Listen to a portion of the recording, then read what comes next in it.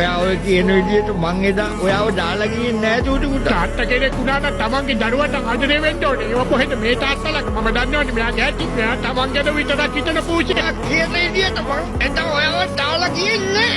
එහෙනම් ආපහු එන්නම් කියලා මාව දාලා ගියේ. ඔයාව දාපහු. ඔව්. මං ආවා. ඒත් ආයතන හිටියේ. අනේ මේ කට වහගන්න. දැන් මෙතන බොරුවට කෙබරයක් ගොටනවා. රවට්ටන්න මාව මෙතන ආයි. නෑ. එදා රෑ මොකද දන්නවද ඇත්තටම සිද්ධ වුණේ? ඔහොම ඉන්න චූටි පුතා. මයික් මෙතන එන්න.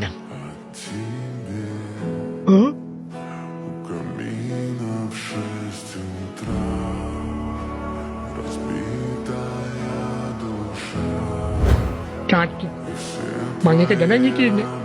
මට හිතා ගන්න පුළුවන්. ඉතින් ඊට පස්සේ වටවට එන්න තිබුණානේ. මං ආවා. ඔයා ජෝන් එක සතුටින් ඉන්නවා එතකොට මම දැක්කා. ඔයාට ඒ ජීවිතේ හොඳයි කියලා මට හිතුණා.